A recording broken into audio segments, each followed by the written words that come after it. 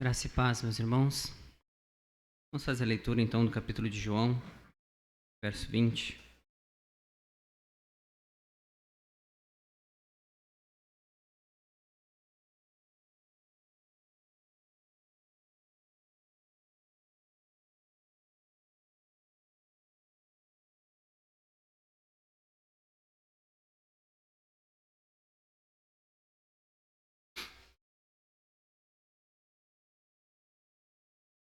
Capítulo 12 de João, verso 20.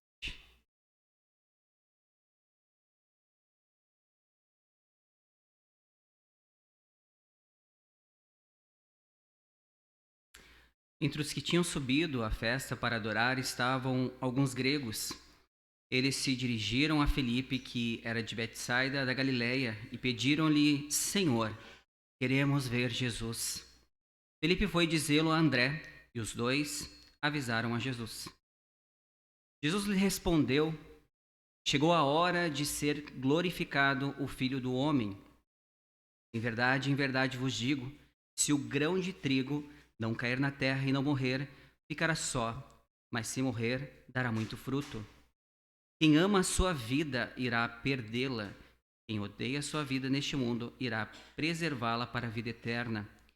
Se alguém quiser me servir, siga-me, e onde eu estiver, lá também estará o meu servo. Se alguém me serve, o Pai o honrará. Agora minha alma está angustiada, e que direi? Pai, salva-me desta hora. Mas foi para isso que vim, para esta hora. Pai, glorifica o teu nome. Então veio uma voz do céu: Já o glorifiquei, e o glorificarei mais uma vez. A multidão que ali estava e a ouvira dizia ter sido um trovão, outros diziam: Um anjo lhe falou. Jesus respondeu: Esta voz não veio por minha causa, mas por causa de vós. Chegou a hora do julgamento deste mundo, e o seu príncipe será expulso agora.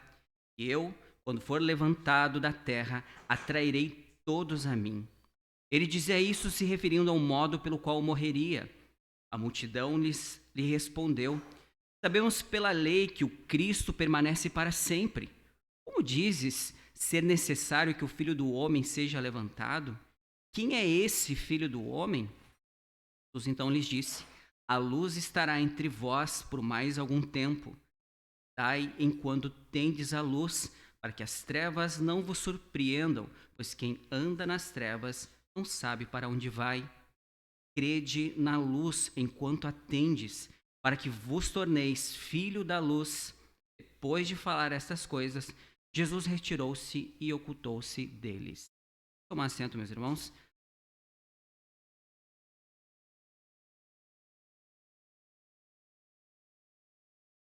Bem, meus irmãos, nós estamos dando seguimento, então, ao capítulo 12, qual o pastor Israel pregou semana passada, onde apresentou aquele drama onde o próprio Jesus estava sendo perseguido e perseguido de morte, né? Era todo o planejamento, então, dos líderes religiosos daquela época, onde eles estavam querendo, de fato, pegar Jesus e matá-lo, né? Havia um ódio no coração daqueles que perseguiam a Jesus e, ao mesmo tempo, finaliza ali, então, com aquela entrada triunfal, onde Jesus está ali, de fato, recebendo, né, aquela honraria daquele povo e, de certa forma, estava querendo, então, reconhecia Jesus e estava honrando a Jesus.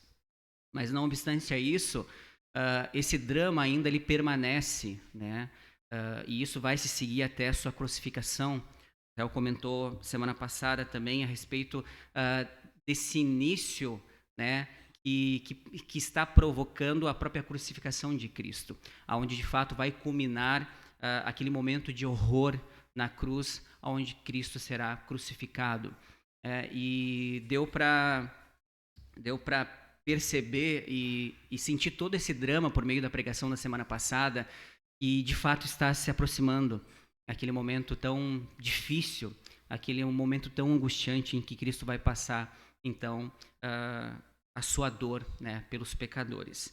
E o restante do nosso versículo aqui, no capítulo 12, a partir do verso 20, nós temos alguns pontos de reflexão para que nós possamos entender um pouco melhor este momento, e é onde começa então e se inicia este momento tão dramático da crucificação. Nós temos em primeiro momento ali a busca então dos gregos e também a missão de Jesus, que aqui ela fica mais clara, fica mais evidente nesses versículos que nós lemos até o final do capítulo 12.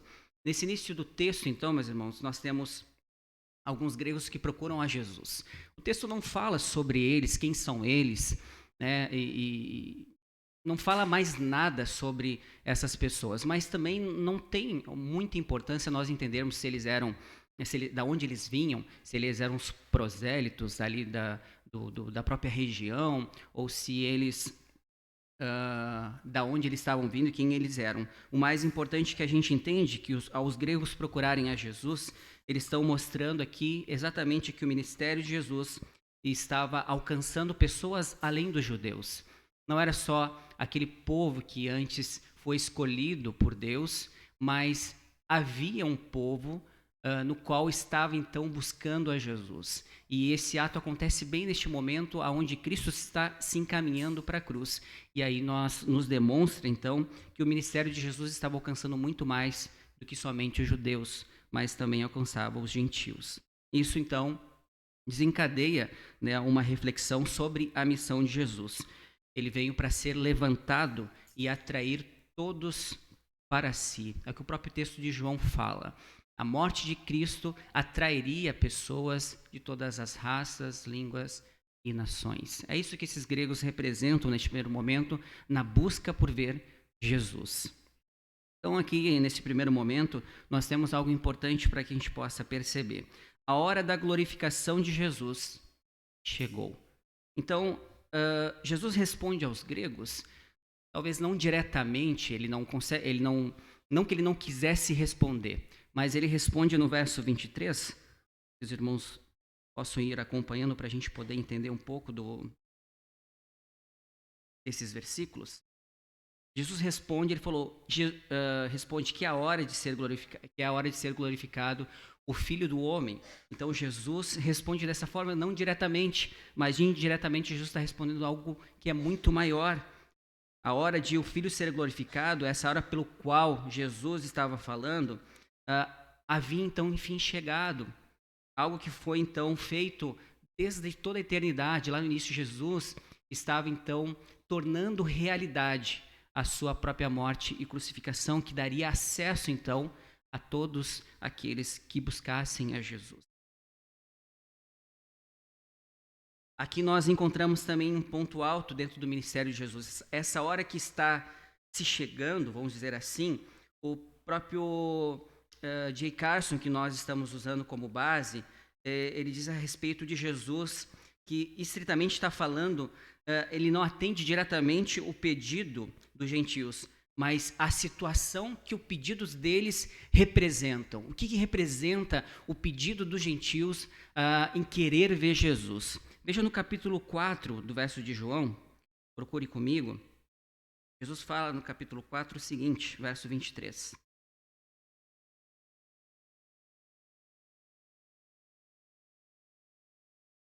Mas virá a hora, e de fato já chegou, em que os verdadeiros adoradores adorarão o Pai no Espírito, em verdade, porque são esses os adoradores que o Pai procura.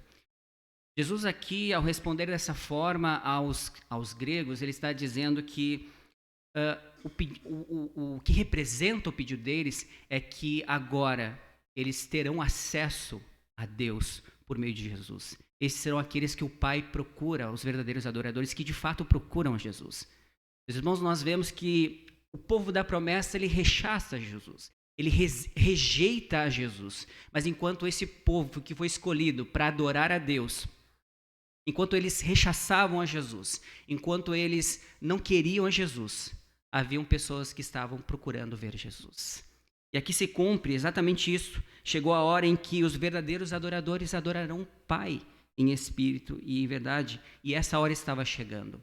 Antes era no futuro, agora já é de um modo imediato. Jesus está anunciando que os verdadeiros adoradores agora poderão adorar o Pai em espírito e em verdade. E esses gregos representam essa situação. A abordagem, meus irmãos, aqui dos gregos é para Jesus tipo de gatilho, um sinal do ápice da hora que está chegando. Como eu falei, né? Antes a hora sempre parecia no futuro, e acompanhe comigo alguns textos em que Jesus fala isso. No capítulo 2, verso 4, pensamos como Jesus fala. 2:4. Jesus lhe respondeu: mulher, tenho eu contigo? A minha hora ainda não chegou. Veja no capítulo 4, novamente, verso 21. Também Jesus fala de forma futura sobre a hora que havia de chegar. Então Jesus lhe disse: mulher, crê em mim, a hora vem em que nem neste monte, nem em Jerusalém adorareis o Pai. Veja também no capítulo 7, verso 30.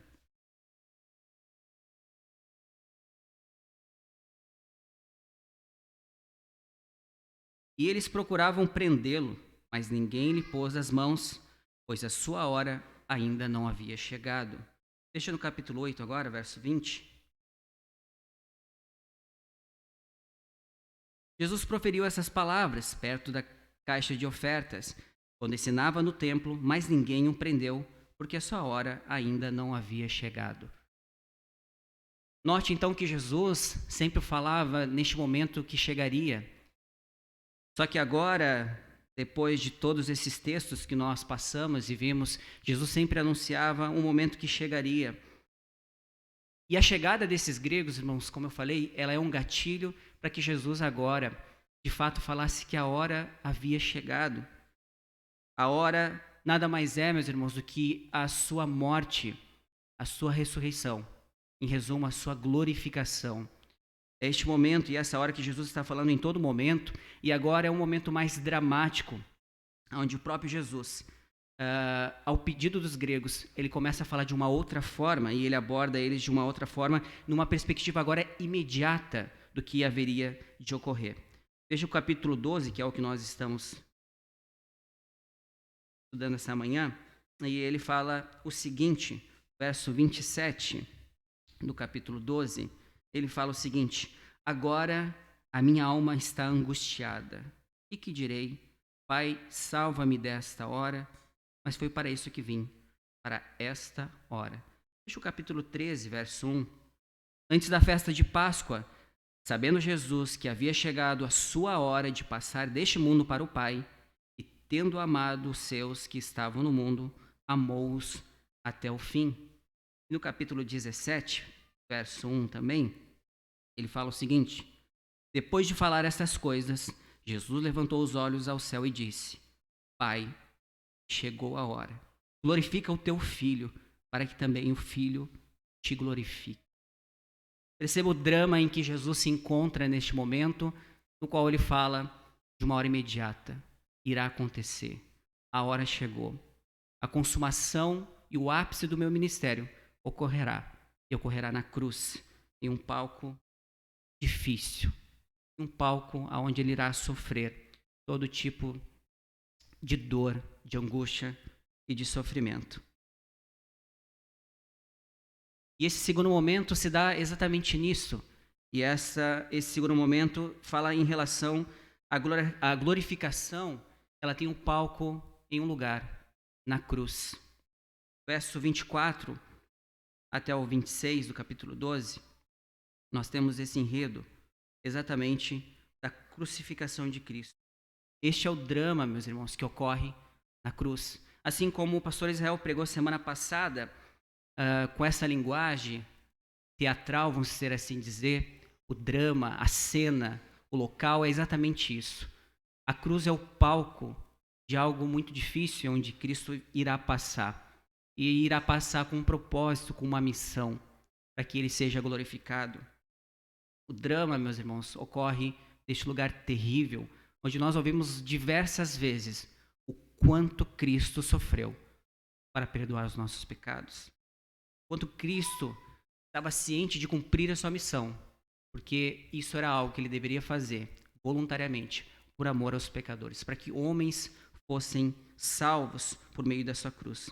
Mas não se engane, meus irmãos, a cruz, ela não é um lugar de derrota.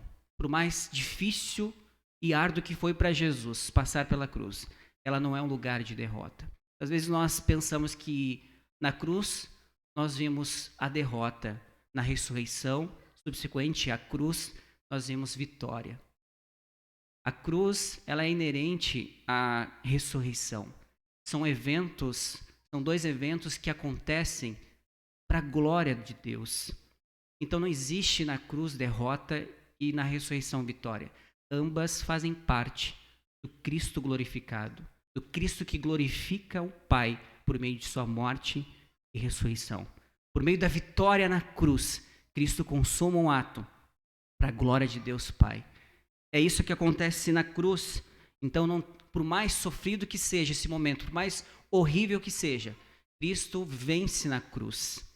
Ele não é derrotado na cruz. Talvez para alguns, ou para o próprio diabo, ele seria derrotado. Para aqueles que viam a Jesus e entendiam que, talvez para os próprios discípulos achavam que a cruz seria algo, a derrota, onde o próprio, vamos dizer assim, onde os próprios seguidores não teriam mais o que fazer. Mas na verdade Jesus estava vencendo na cruz, vencendo a morte, vencendo o pecado, consumando o ato da obediência a Deus, no qual ele foi então enviado para que pudesse morrer por todos nós. Que alegria, meus irmãos, saber que Cristo, ele não em nenhum momento, ele recuou da sua missão em morrer na cruz por nós.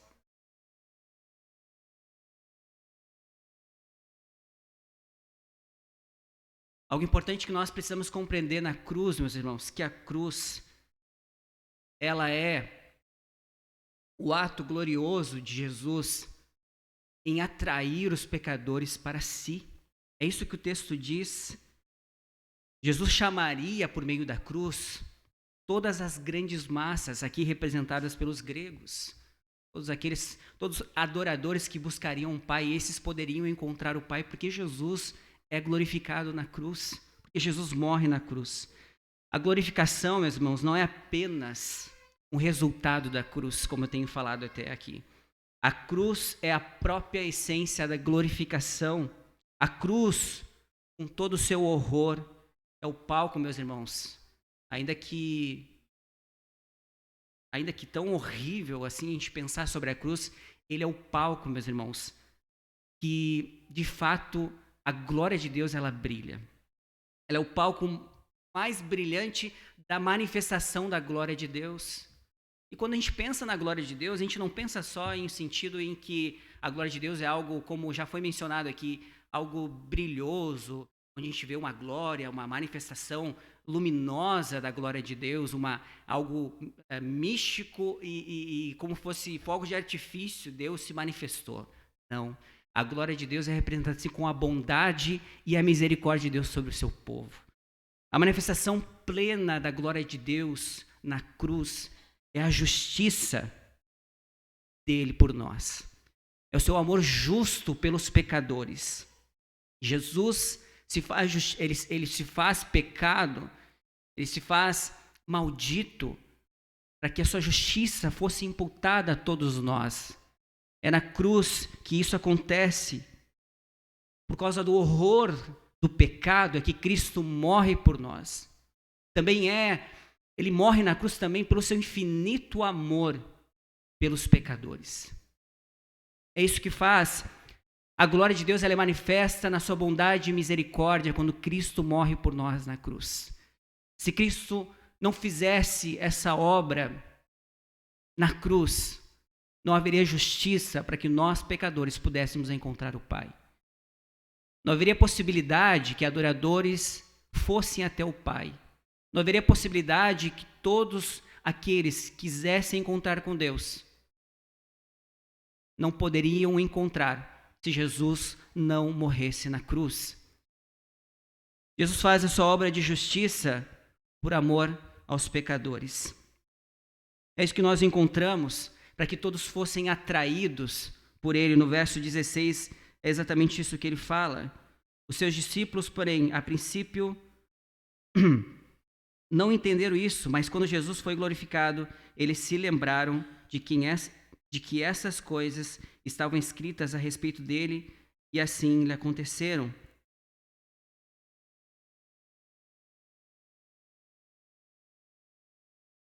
Foi na cruz, meus irmãos, que Cristo atraiu todos a ele. No pedido dos gregos, meus irmãos, nós vimos a semente de Jesus, no qual fora prometido para ele.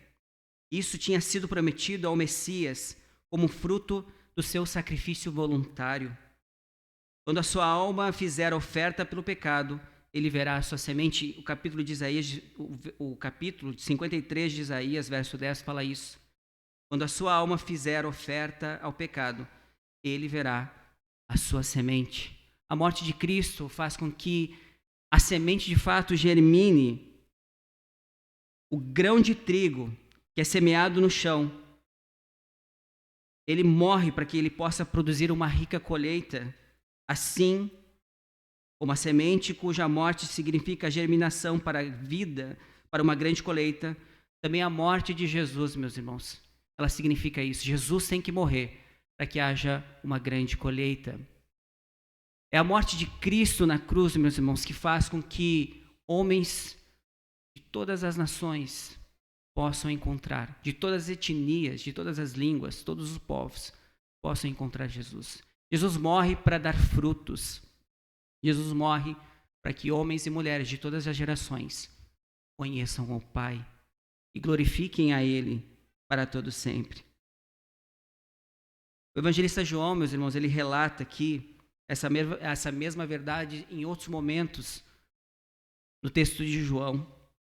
Verso 6, capítulo 6, por exemplo, verso 51, acompanhem comigo. A mesma verdade ocorre aqui no verso 51.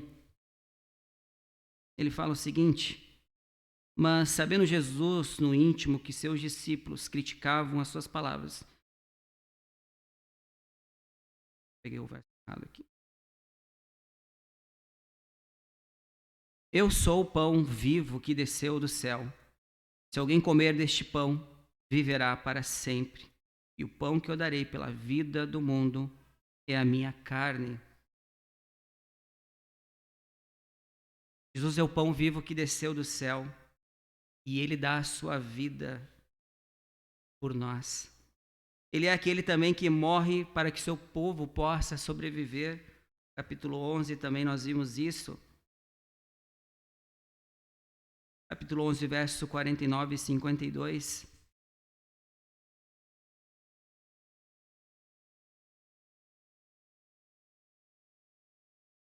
Um deles, porém, chamado Caifás, sumo sacerdote daquele ano, disse-lhes: vós não sabeis de nada, nem considerais que é o melhor para vós que morra um só homem pelo povo e que não pereça a nação toda.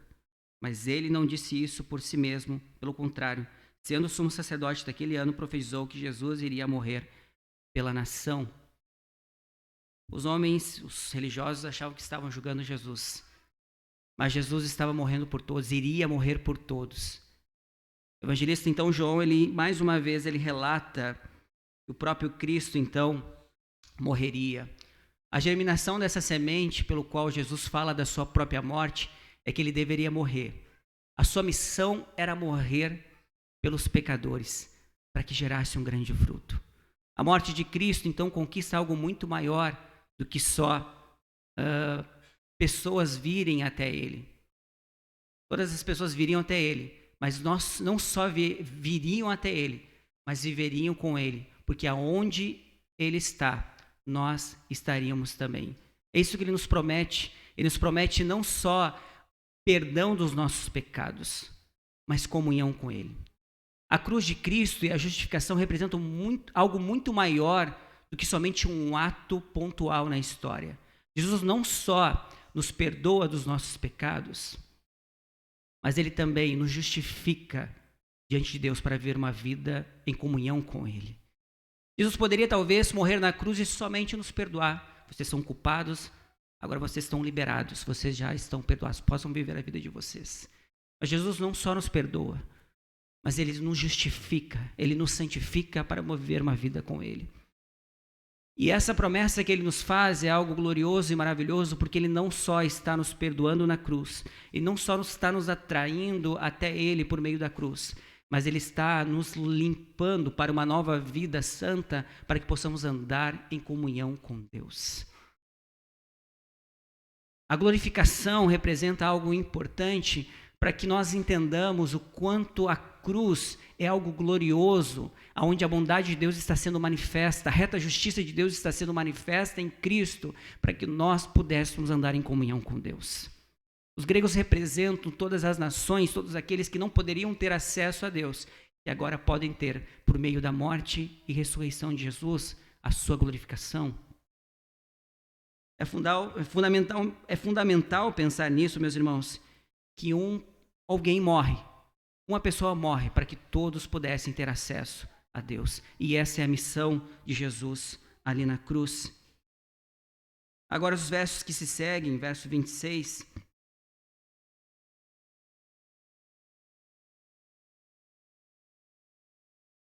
Ele vai relatar a respeito daqueles que seguem a Jesus. Se alguém quiser me servir, siga-me, e onde eu estiver, lá também estará o meu servo. Notem que aqueles que de fato serão alcançados, aqueles que de fato estarão em comunhão com este que de fato morreu pelos nossos pecados, é o desejo de Jesus que eles estejam em comunhão com Ele.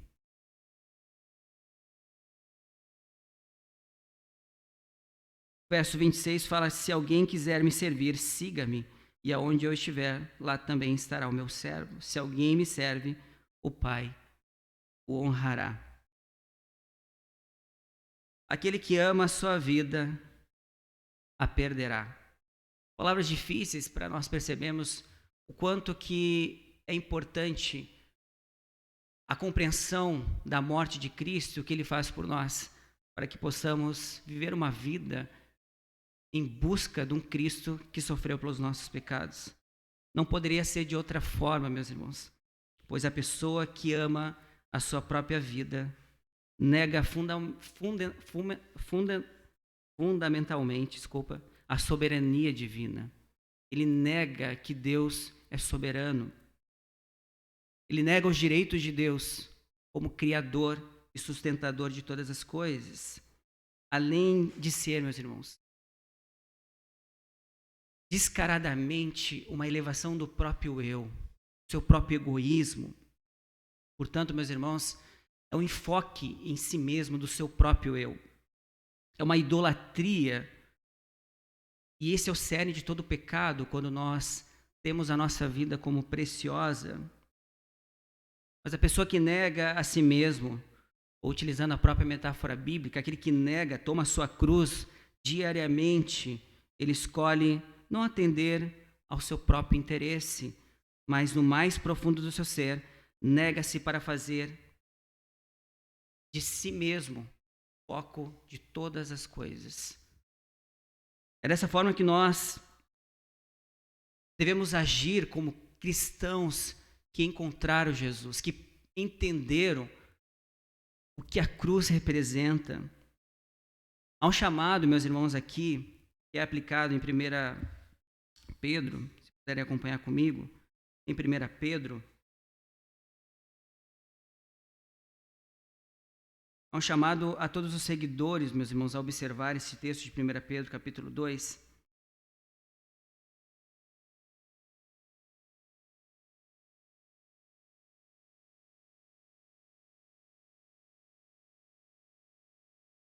Há um chamado para todos os seguidores de Cristo, que fala o seguinte, verso 21, para isso foste chamados, pois Cristo também sofreu por vós, deixando-vos exemplo para que sigais os seus passos. É para isso que nós somos chamados, é para isso que nós somos escolhidos. E sigamos, meus irmãos, o exemplo de Cristo que sofreu. Mas existe também um outro aspecto aqui, ainda em João, verso 25, na parte B. O homem que odeia a sua vida neste mundo vai conservar ela para a vida eterna. Essas escolhas, meus irmãos, de abnegação,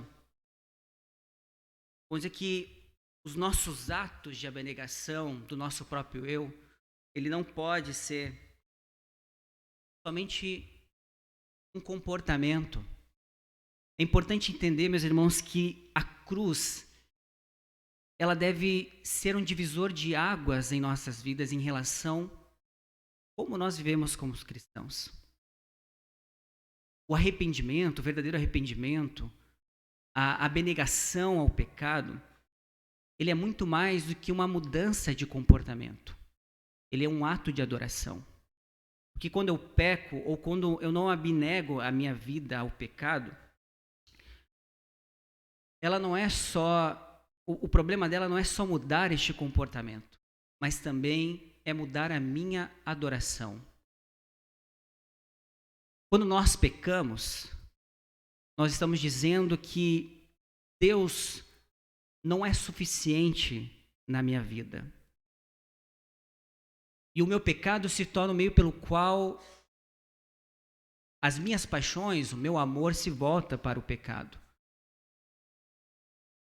Então, o arrependimento, uma abnegação, ela vai muito além somente de mudar o meu comportamento e negar a mim mesmo. É a mudança de adoração. Eu deixo de idolatrar o pecado pelo qual eu fui atraído e me volto a Deus, que é o motivo da minha adoração. Então, a mudança de comportamento, a abnegação, ela não pode ser só substituída por um novo comportamento. Ela tem que ser substituída por outra coisa. O próprio Cristo. Cristo é a revelação suprema de Deus. Eu devo mudar a minha vida, eu devo abnegar as coisas neste mundo, não para novos comportamentos, não somente para novos comportamentos, mas o meu foco agora tem que ser Cristo. Qual é a forma que faço com que o meu eu seja abnegado, que eu não pense somente nas minhas coisas, naquilo que eu quero fazer, naquilo que eu desejo fazer. Quando eu troco essas coisas, quando eu troco o eu pelo próprio Cristo, que é a revelação de Deus suprema. Se Cristo não for o motivo pelo qual nós deixamos de fazer coisas que nos impedem de ter comunhão com Ele, nós só vamos mudar o nosso comportamento e retornaremos a fazer os velhos hábitos, as velhas coisas. Nós continuaremos voltando para as velhas práticas. Cristo deve ser o motivo pelo qual eu quero viver uma vida em comunhão com Deus. Nós somos diariamente tentados para viver de uma forma em que os nossos direitos são aquilo que nós buscamos, para buscar uma boa vida, coisas no mundo que nos fazem sentido, mas infelizmente se Cristo não for o alvo pelo qual nós queremos viver uma nova vida, nós acabaremos sempre voltando a esses velhos hábitos. Aquele que ama a sua vida irá perdê-la.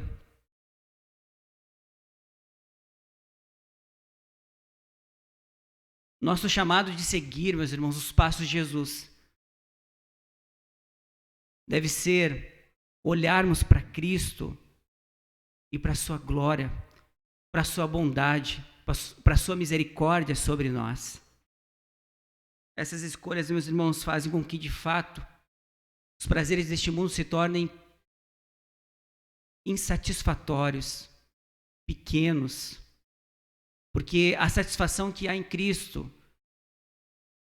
é muito maior e muito melhor. Essa mudança de foco na morte e na glorificação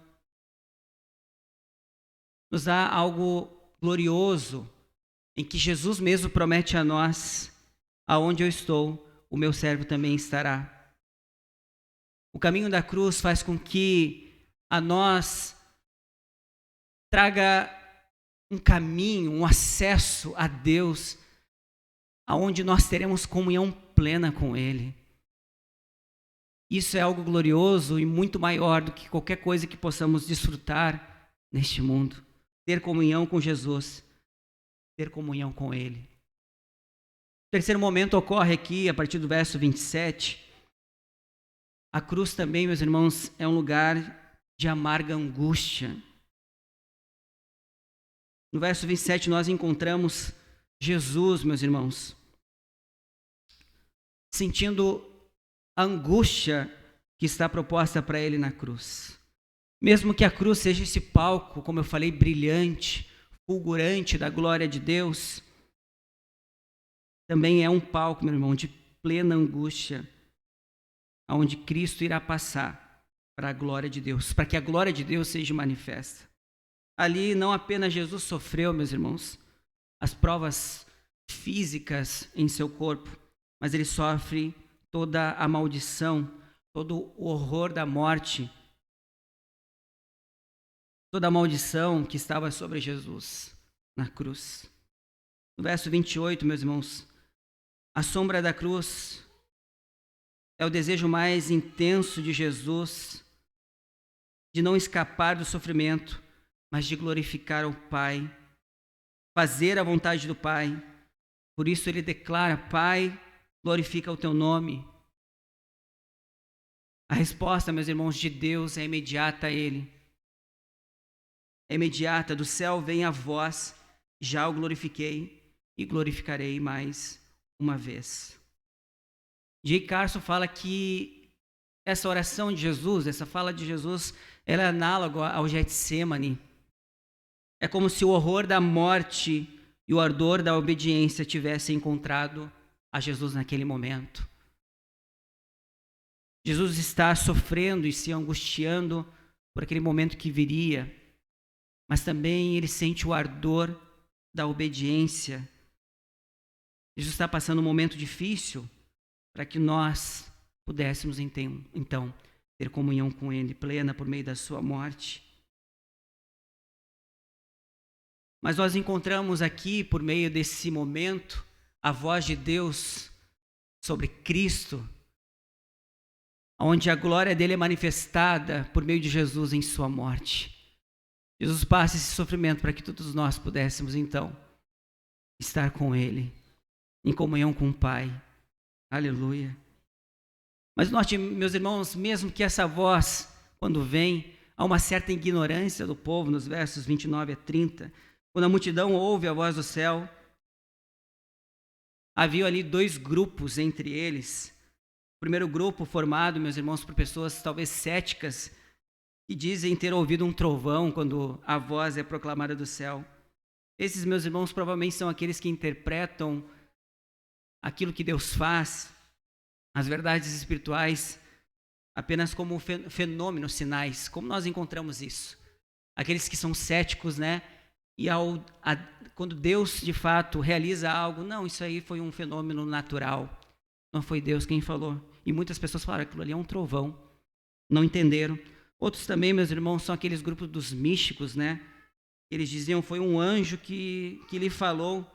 Eles talvez até acreditam em algo sobrenatural, mas o que havia acontecido, eles talvez falaram assim, mas foi um anjo que falou, eles não reconheceram que foi a voz do próprio Deus.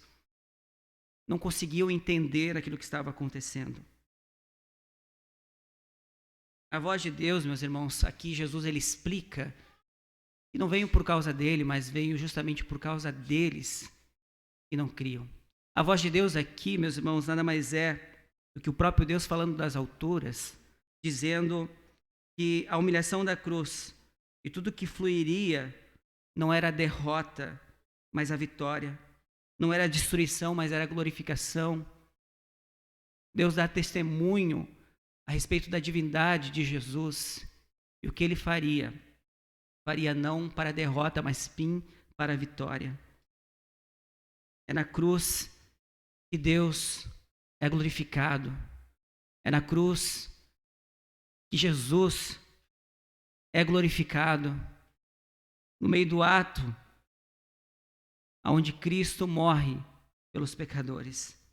Um quinto momento aqui, meus irmãos, nós temos as implicações dessa morte na cruz dos versos 31 a 33.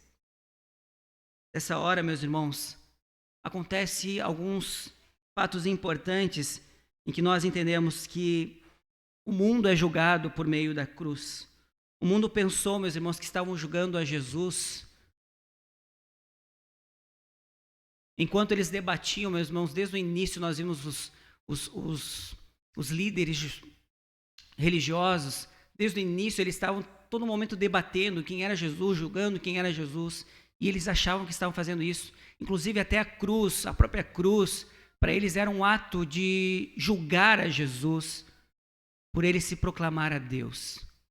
O mundo achava que estava julgando a Jesus, mas na verdade a cruz de Cristo estava julgando o mundo. Eles achavam que a cruz, o ato da justiça humana, estava sendo culminado na cruz. Na realidade, porém, a cruz é que estava, meus irmãos, julgando todo mundo. Também um outro aspecto aqui é a vitória sobre o poder de Satanás. A cruz, meus irmãos, é a vitória sobre o príncipe deste mundo. Com sua morte, meus irmãos, o próprio texto, a própria Bíblia relata isso, que Jesus esmaga a cabeça da serpente. Agora os seguidores do Cordeiro, eles vencem o diabo. É o sangue do Cordeiro, meus irmãos, que vence o diabo. Não era derrota, como eu falei, era Cristo vencendo sobre todo o poder e potestades. Agora, meus irmãos, os escolhidos, os eleitos, venceriam pelo sangue de Jesus. É isso que Apocalipse fala, pelo sangue do Cordeiro, nós venceremos. Nós temos também, meus irmãos, como consequência da cruz, como implicação da cruz, a glorificação de Jesus. Ela é equivalente a Jesus também ser levantado na terra, como o verso 32 e 33 avisa. J. Carson fala que a morte de Jesus é o caminho para a glorificação e uma parte integral dela. Sua glorificação não é uma recompensa por sua crucificação, mas sim ela é inerente à cruz, ela é inerente à crucificação. A morte na cruz não significa, meus irmãos, apenas ser levantado na terra, mas muito mais.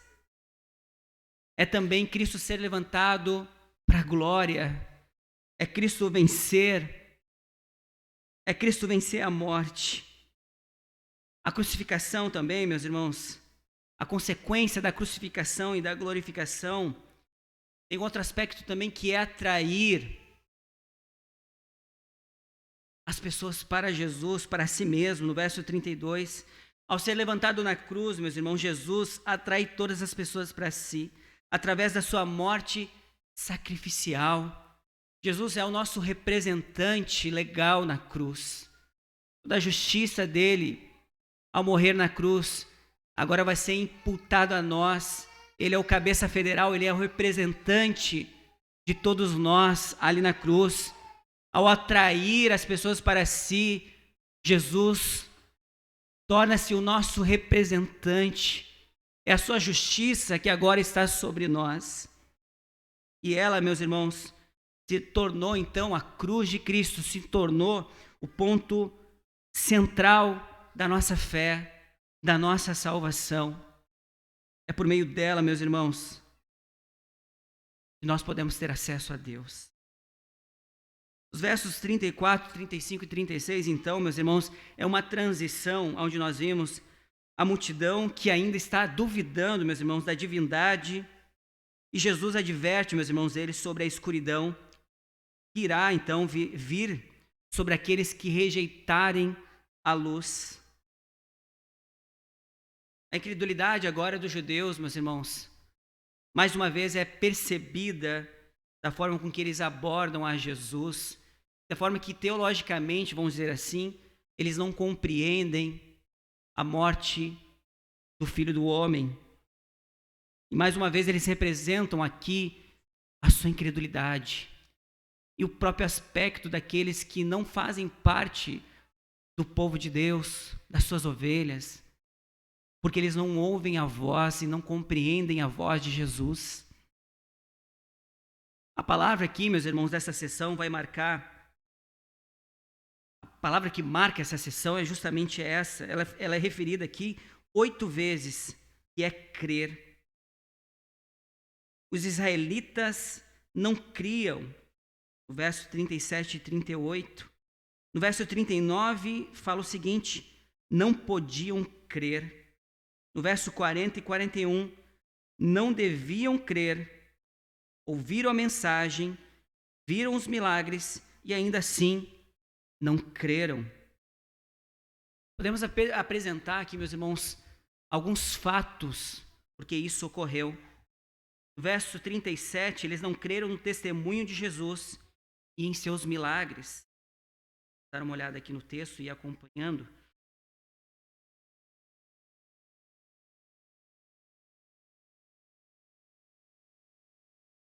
João 12, 37.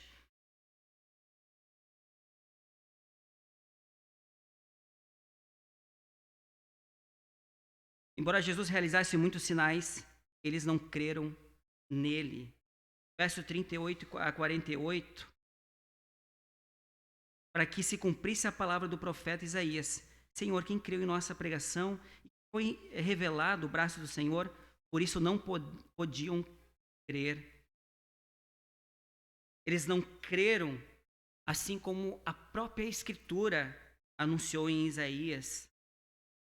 Eles também não poderiam crer, meus irmãos, que era resultado também do juízo divino. Olha o verso 40. Cegou-lhes os olhos, endureceu-lhes o coração, para que não vejam com os olhos, nem entendam com o coração, e nem se convertam, e eu os cure. Com o juízo divino também eles não puderam crer. Outro fato, uma fé que não é autêntica, ela se perde no meio do medo. Verso 42, contudo muitas autoridades creram nele, mas por causa dos fariseus não confessavam para não serem expulsos da sinagoga. Esses são os fatos pelo qual demonstram que eles não criam e que eles não puderam crer.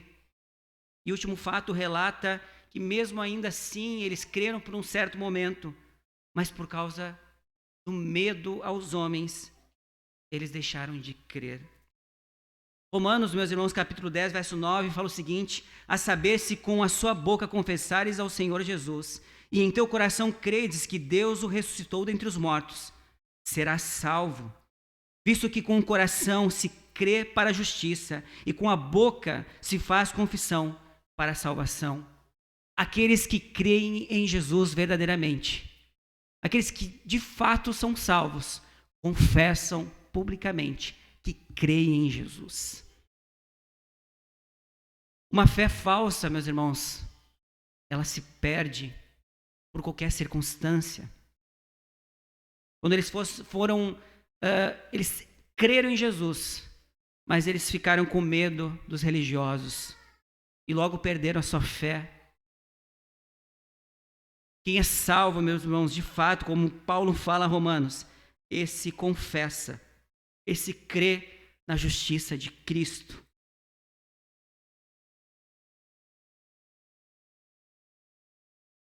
Encaminhando aqui para o final, meus irmãos, nós temos a última mensagem de Jesus à multidão, que vai do verso 44 ao 50. A ênfase aqui, meus irmãos, é justamente sobre isso. E esse é o paralelo que nós vamos fazer sobre a falta de crença deles e a fé. A última ênfase de Jesus é relacionado à fé. Os versos 44 a 50. Deus enviou, meus irmãos, seu Filho. Ver o Filho significa ver ao Pai. Ele também diz que Jesus diz de si que ele é a luz do mundo. Suas palavras são palavras do próprio Deus. A fé em Cristo traz, então, meus irmãos, crer em Cristo, ter fé em Cristo nos traz salvação. Ao contrário disso, a rejeição a Cristo enfrentará um julgamento eterno. A própria palavra de Jesus é quem julgará, meus irmãos, aqueles que rejeitarem a Cristo e a sua mensagem É o que nós temos aqui do verso 44 ao 5. Mas também, meus irmãos, existe uma promessa gloriosa e os nossos corações devem se alegrar nessa manhã. Verso 44 ao 46 fala o seguinte: então Jesus falou em alta voz: quem crê em mim, não crê apenas em mim, mas naquele que me enviou. E quem me vê, vê aquele que me enviou. Eu vim como a luz do mundo, para que todo aquele que crê em mim não permaneça nas trevas. Essa é a promessa de Jesus. Aquele que crê em mim jamais vai permanecer nas trevas, jamais permanecerá na escuridão, jamais permanecerá como escravo do seu próprio pecado. Esse andará na luz e em comunhão comigo, assim como ele relatou antes: aonde eu estiver, vocês também estarão, porque ele é a luz que ilumina todo homem, ele é a luz que ilumina todo aquele que o procura. Essa é a promessa gloriosa para aqueles que crêem em Jesus. O juízo divino, meus irmãos, não estará sobre aquele que crê. A cruz de Cristo é um divisor de águas para aqueles que creem em Jesus, porque creem para a salvação, mas é um divisor de água para aqueles que não creem, porque será condenação eterna. Mas a promessa é para todos aqueles, meus irmãos, que de fato querem seguir a Jesus, aqueles que negam a sua própria vida, porque querem andar na luz. Nos versos 47 a 50, meus irmãos, nós vimos o próprio juízo de Jesus. Depois de fazer a promessa, Jesus anuncia então o juízo. Ouvir a palavra, meus irmãos, e não guardá-la, é ser julgado pela mesma palavra. Porque a própria palavra é a palavra que vem do próprio Deus. Então, Jesus diz que aquele que ouve a sua palavra, ouve a própria palavra de Deus. Aquele que vê Jesus, vê o próprio Deus. Jesus não está tirando a fé deles em uma crença monoteísta. Jesus não está se colocando ao lado de Deus. Ele é o próprio Deus. Quem vê ele, vê o Pai. Quem crê nele, crê no Pai. Não são dois deuses. Ele é o próprio Deus e o Deus que glorifica é o Pai. Ao fazer então esse juízo, meus irmãos, ele julga o mundo pela sua própria palavra, porque ele é a própria palavra que vem da boca de Deus. Ouvir e guardar a sua palavra produz vida eterna. Guardar a palavra de Jesus produz a vida eterna, mas ouvir e não guardar, ela desemboca no juízo e na condenação. É isso que Jesus está querendo dizer aqui. A mensagem de Jesus, meus irmãos, ela é um reflexo da sua própria pessoa. Jesus é a expressão exata do ser de Deus. Ele é a própria palavra de Deus encarnada. Ou seja, se nós crermos em Jesus, nós temos a vida. Se nós não cremos, nós já estamos condenados. Ele é a própria palavra, ele é o próprio juízo de Deus sobre os homens. Não crer nele, então, é consequentemente ser condenado. Ele é a palavra, meus irmãos, que se tornou carne, como eu falei, mas ele também é o Cordeiro que tira o pecado do mundo. A promessa é que em Cristo nós somos redimidos para uma nova vida. É a vida nova para aquele que crê nele como divino, como aquele que morreu na cruz, como aquele que ressuscitou, aquele que foi então glorificado pelo Pai. E nós podemos entender por meio da palavra de Deus nessa manhã, meus irmãos, em primeiro lugar. E a minha intenção foi justamente trazer aqui, meus irmãos, imperativos para que nós possamos viver a vida cristã e de abnegação, não só nos nossos objetivos de mudança de comportamento, mas substituir o nosso eu e os nossos desejos carnais pela pessoa de Jesus. Porque é por meio de Jesus, meus irmãos, que nós obtemos a vitória sobre os nossos pecados. A cruz de Cristo, meus irmãos, é o meu primeiro ponto. A cruz é o ponto culminante do plano de salvação de Deus. Nela, meus irmãos, nela, somente nela, Jesus se submeteu à vontade do Pai, mesmo enfrentando angústia, dor. Aqui, meus irmãos, na cruz de Cristo, nós somos lembrados que o caminho da fé, muitas vezes, meus irmãos, envolve sofrer também.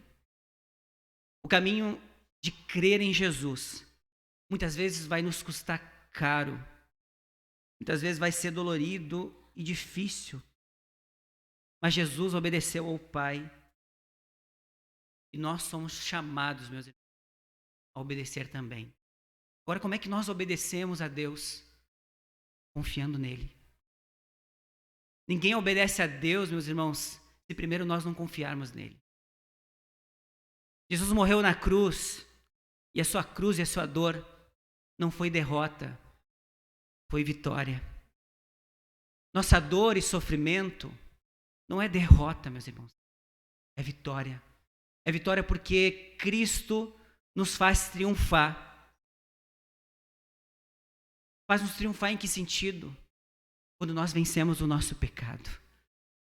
Quando nós podemos viver uma vida santa, onde nós podemos encontrar em Deus o supremo Criador, o supremo sustentador, o nosso prazer. Somente confiando, meus irmãos, em Deus é que nós conseguimos obedecer. É olhando para a sua bondade e a sua misericórdia na cruz, é que nós podemos, então, negar a nós mesmos e segui-lo mesmo em meio às provações. Uma segunda aplicação, meus irmãos, a nossa vida também deve estar disposta a ser entregue nas mãos de Deus. Como eu falei, confiança. Devemos morrer para nós mesmos, renunciar à nossa vontade. E à medida que Cristo viver em nós, meus irmãos, devemos dar frutos. Frutos espirituais que possam impactar a vida dos outros. É importante nós entendermos por que Deus nos salva. Cristo tinha uma missão de obediência a Deus, o qual ele não hesitou. E Cristo usa aquela figura, aquela ilustração do trigo que morre para que gere fruto. A exemplo de Jesus, meus irmãos, negar a nós mesmos é o meio pelo qual nós podemos servir melhor aos outros e dar frutos assim como Jesus serviu. Os nossos sofrimentos também são para desenvolver a nossa fé em Cristo, para que possamos também, ao desenvolver a nossa fé em Cristo, dar frutos. Eu sou salvo do quê? Do juízo final, do pecado, da morte, para viver uma vida eterna. Mas sou salvo também com uma missão para glorificar o nome de Jesus na minha vida, de como também a minha vida dá testemunho dessa verdade em Cristo Jesus. Devemos dar frutos. E para dar fruto, meus irmãos, nós devemos negar a nós mesmos. Como é bom ficar em casa descansando, de vez de fazer uma visita, ou de vez ajudar alguém em suas dificuldades. Como é cômodo nós termos um lugar de conforto em nossos lares. Afinal, nós temos muitos compromissos. E nós devemos produzir para que nós possamos ter uma boa vida. Ajudar alguém, gastar o tempo com alguém, dividir as dificuldades com alguém, faz com que nós devamos abnegar do nosso tempo, do nosso conforto, de um momento de produtivo para que a nossa vida se torne uma vida melhor. Muitas vezes nós teremos que sofrer pelos nossos irmãos. Nós teremos que sofrer pelos nossos amigos. Eu tenho falado uma coisa, meus irmãos, que eu acho que é muito importante e válida para ressaltar aqui também, é que a gente vive uma sociedade muito emocional, em que as relações são dadas por meio das emoções. Nós somos amigos das pessoas que são confortáveis de nós sermos amigos. Nós nos relacionamos com as pessoas que não, muitas vezes, nós gostamos de muitas vezes se relacionar com as pessoas que dão menos problemas para nós. Mas diferente disso, meus irmãos, para conquistar às vezes bons amigos, para termos bons relacionamentos, talvez para conquistar essas coisas, meus irmãos, a gente vai ter que sofrer muito, engolir muito sapo, ter muitas dificuldades para estabelecer boas relações. Porque não é fácil manter um bom amigo, muitas vezes. Não é fácil manter boas relações, porque nós somos difíceis de lidar uns com os outros. Para nós termos boas relações, não basta só acontecer naturalmente. Não basta só eu achar que as coisas vão acontecer automático. Afinal, afinidade, as coisas vão acontecendo. Não, meus irmãos. Para às vezes conquistarmos boas relações, nós teremos que sofrer pelos nossos amigos. Teremos que muitas vezes abnegar das nossas vidas para nos relacionarmos com todas as pessoas. Esse envolve, meus irmãos, exatamente isso. Negar a nós mesmos para gastar o nosso tempo também com as pessoas.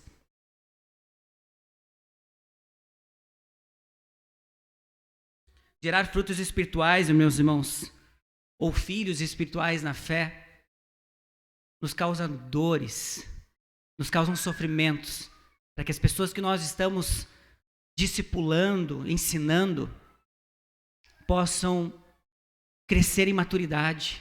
E isso é difícil.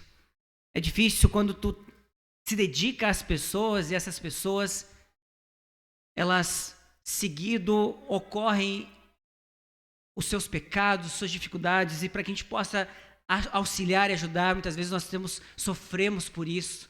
Isso gera dores em nós, porque vemos as pessoas muitas vezes se desviando do verdadeiro propósito. Então, meus irmãos, para dar fruto, muitas vezes, nós teremos que sofrer também, como Cristo sofreu por nós. Também, meus irmãos, nós somos convidados a buscá-lo diariamente e segui-lo, aqui como uma outra aplicação.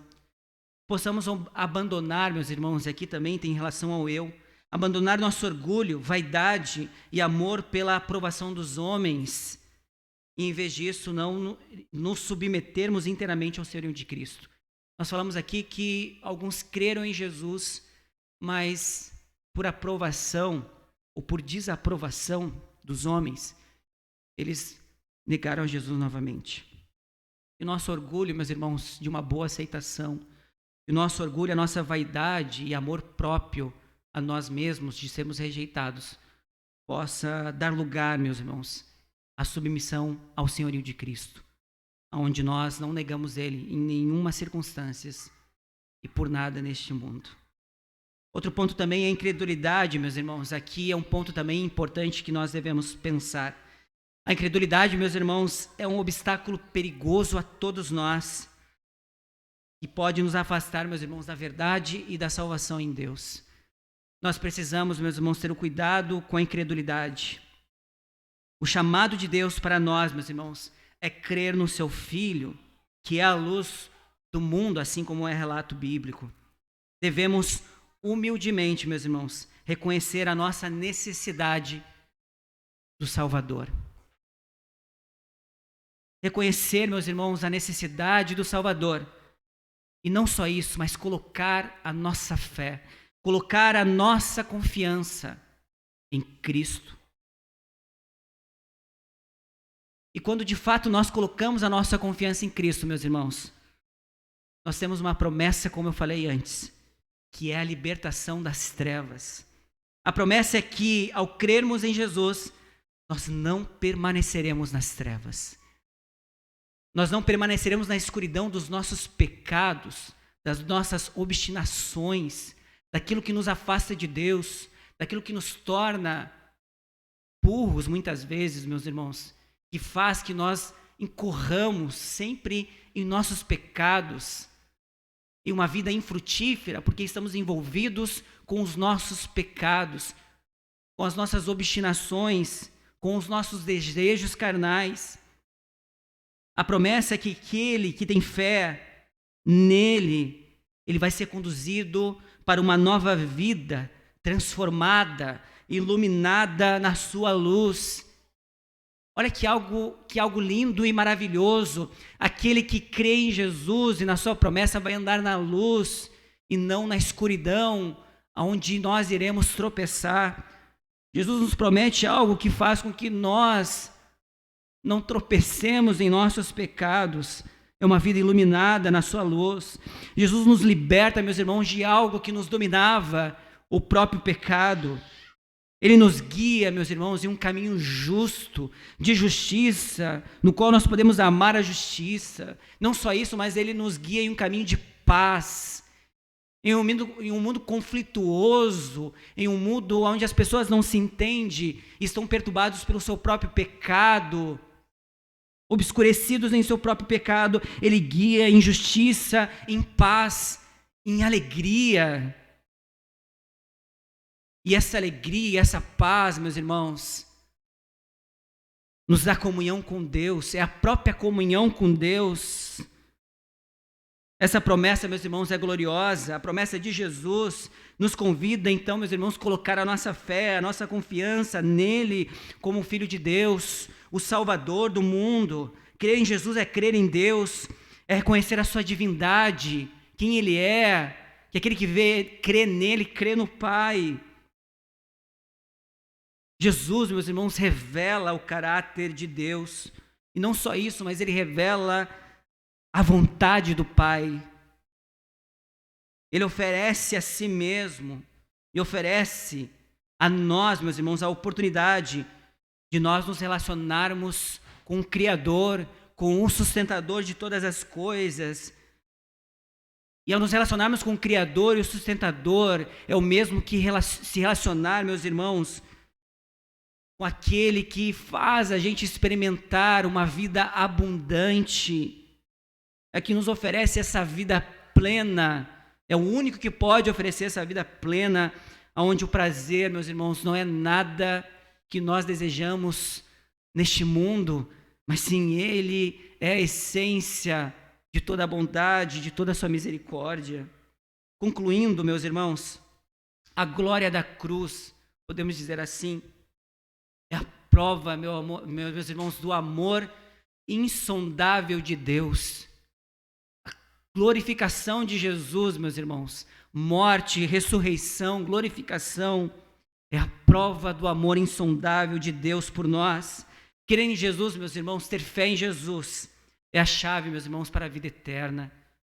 Quando nós cremos nele, nós estaremos com ele, essa é a promessa dele. Onde eu estou, vós estará também. E através, meus irmãos, da obra do Espírito Santo, os nossos corações sejam abertos, meus irmãos, para receber essa mensagem que é poderosa, que nos transforma pela verdade. Possamos encontrar nessa mensagem, meus irmãos, a verdade poderosa que há em Jesus e na sua glorificação. Vamos orar?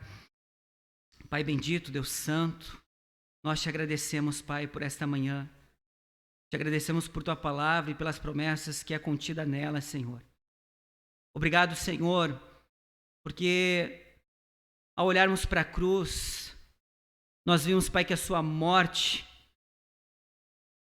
por nós, Senhor, nos fez que nós pudéssemos ter acesso a Deus, que a sua semente, Pai, ela produziu frutos.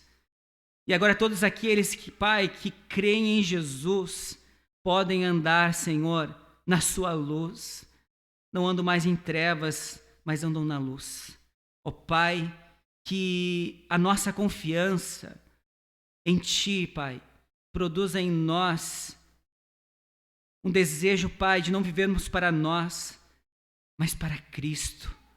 E ao viver para Cristo, sejamos um testemunho vivo, Pai, da verdade que há em Ti. Que a Tua bondade, Senhor, e a Tua misericórdia seguem aqueles, Pai, que creem em Ti, produzem vida nova naquele, Senhor, que crê em Ti. A Ti rendemos graças, louvor, honra e majestade. Oramos por amor de Jesus. Amém e amém.